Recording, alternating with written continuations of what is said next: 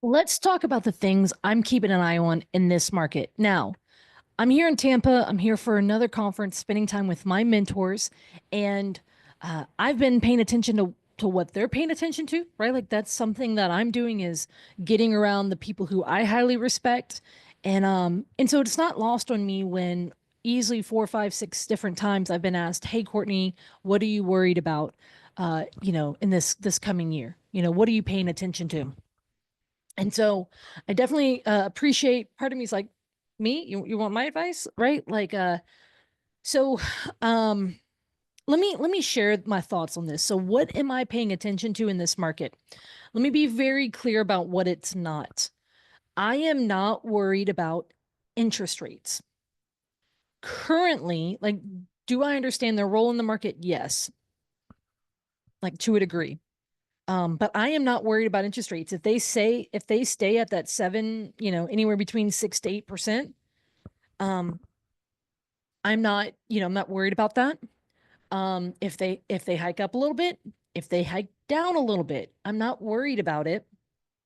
That is something that, yes, I'm paying attention to. I'm not, blind to it. I'm not ignoring it. But I'm just watching it, but I'm not hyper watching it. It's not one of the things that hit my list, right? So I'm not highly speculative or paying attention to interest rates. The other thing that I'm not paying a lot of attention, like I'm watching it, I'm acknowledging that it's happening. It's the stock market. So obviously a lot's been happening, especially in this new administration. We're seeing a lot of response with investors in Wall Street. So yes, I acknowledge that it's happening. I'm paying attention to it, but it's not something I'm watching closely. So getting those two things out of the way, what am I paying attention to? So there are four things that I'm watching, and it is something that I am very much so keeping an eye on, and I am trying my best to either learn more about it, get around people who are smarter than I am here talking on the topic, things along those lines. So, the first one, this is probably the number one thing I'm paying attention to is the insurance crisis. Yes, it's been happening in Louisiana, where I'm based out of, but it's happening in other states. I was just at dinner tonight with a handful of folks from all over the US, and other folks are starting to see it to a small degree. With that being said, I have some major concerns with the insurance market. Just in general, insurance has lost a lot of its profitability. My concern is that there could be a major crack in the insurance um, industry that I don't want to say it's irreparable. The question is, are we going to be able to right this ship? Um, Obviously, call it, global warming, call it whatever, but these natural disasters continue. Obviously, with heightened cost of materials. I'm, and I mean, let's go ahead and discuss the fact that, tariffs are going to cause some additional expenses to the renovations. So, whether that's lumber, whether that's steel, aluminum, whether, whatever the products may be. My concern with insurance is that there's been a major increase in policies, and I don't see it going with a major decrease. So I don't know what that looks like. Does this look like a government bailout, a government subsidy? Does this look like, um, is there any way to entice more, competition? I'm talking at the bigger picture, not necessarily on the state level. So obviously, insurance is necessary because of mortgages, right? So an uninsurable property means it is currently unlendable with a, institution. They're going to require insurance. Well, if you can't get insurance on it, or if that insurance is just wildly unaffordable, then that is a difficult property to sell. And so what is that going to look like? On top of that, insurance companies are the insurance carriers, the reinsurance carriers they're getting smarter. So they're hiring data scientists. If you want to check this out, one of those companies is First Street. First Street spelled out First Street. And They claim to have data on every property in America. You can literally type in your home address and it'll pull up some information. Now, some of it's behind a paywall of, being able to buy that data. But the insurance carriers, the reinsurers, they are getting smarter and they are bringing in these data scientists. First Street has done a number of studies that are very interesting, where they're studying and forecasting the future of insurance policies. And so they've even gone as far as to name 10 counties throughout the country that are at the greatest risk.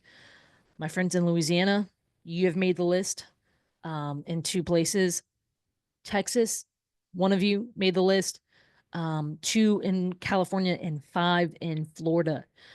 So those are things, obviously, that's forecasting. There's a lot of variables that can impact that. But this is something I'm paying attention to. This isn't going away. And this is at a systematic level, a big issue. I don't know. Is insurance our next black swan event? I'm not sure. It is something I'm heavily watching, and I'm watching the impact it has on our region and in different areas around the country. Now, that's the first thing I'm watching very closely. The second thing I'm watching very closely is I'm watching values.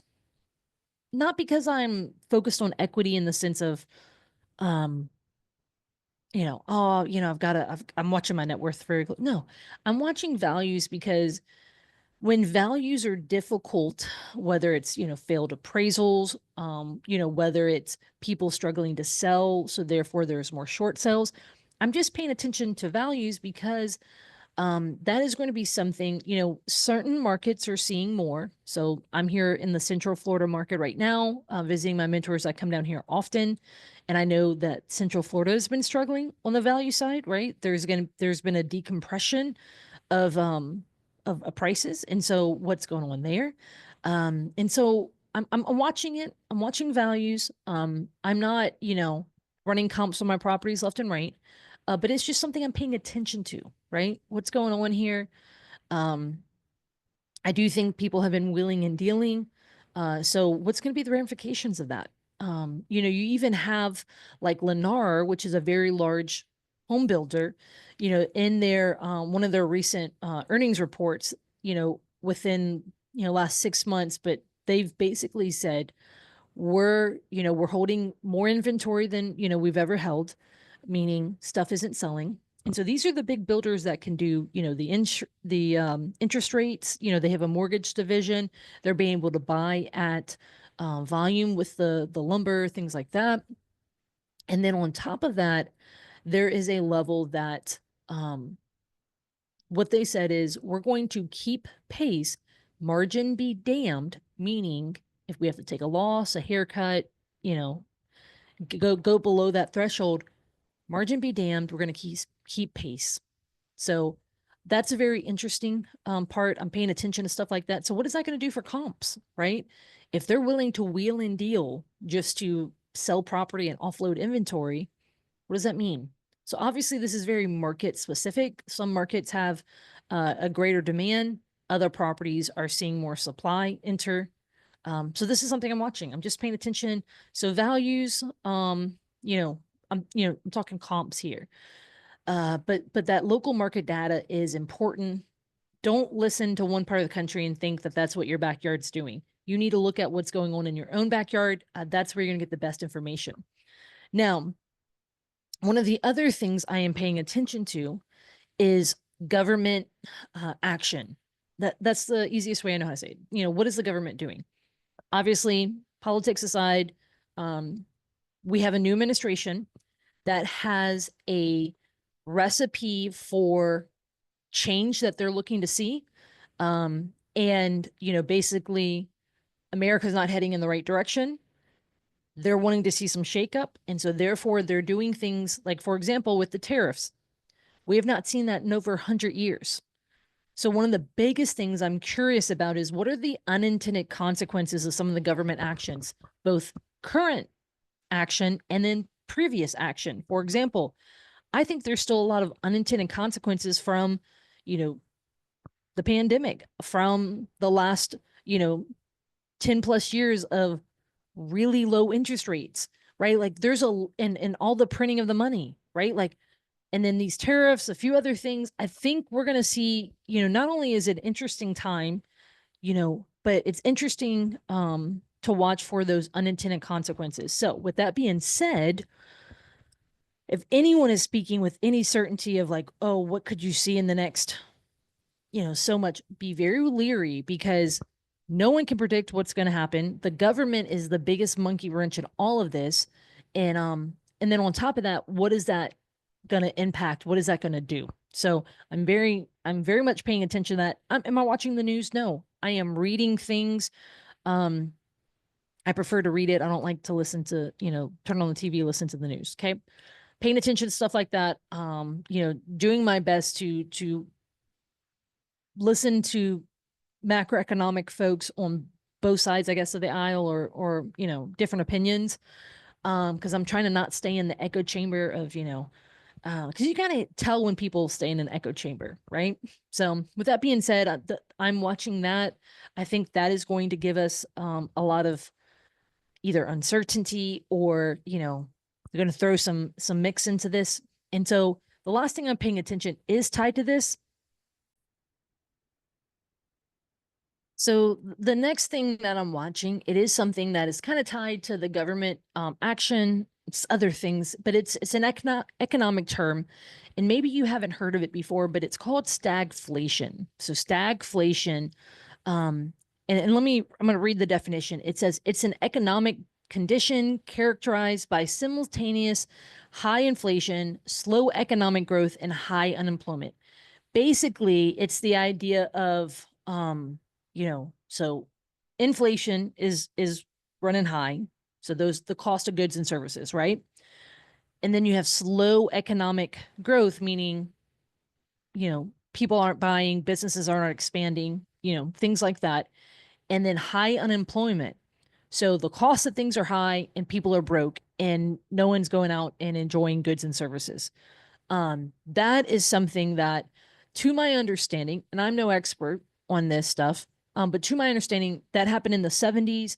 Very interesting, right? Very interesting of what's going on. Um, Fun fact, every time there's been a recession, and I believe we're in one, especially the private sector is in one. I think the government's always late, or whoever officially calls it is always late to it. But we're very much in one, right? Like everyone feels it, right? Housing's been feeling it for a good while, but this stagflation, I'm nervous about it. Um, Last time we saw it was in 1970s. Um, and every time I started to say this earlier, every time there's been a recession, other than '08 and a small dip one other time, property values have gone up. And so when I'm watching values, I'm watching it both ways, by the way. I'm not watching just for a major dip. I'm also watching, is there anything going up? Um, I think we're in uncharted territory here, guys. Very interesting times. Obviously, there's a lot of factors involved, but so I'm not paying attention. Let me just recap. I'm not paying attention heavily to interest rates or to the stock market. Obviously, I'm acknowledging I'm staying informed, right? I'm not being blind to it. But on the other side, I am paying attention to the insurance crisis, to values, government action, and stagflation. So the economic factor of stagflation. What are you paying attention to? So I'm curious. I don't think there's a right or wrong answer here, but what are you most paying attention to? What has your focus? Let me know in the comments below. Appreciate you guys tuning in for another day. If you guys don't remember, my name is Courtney Fricky. Thanks for tuning in. This is one video a day for the first 100 days of 2025. And guys, we're almost done. We're the last few days. Appreciate you guys.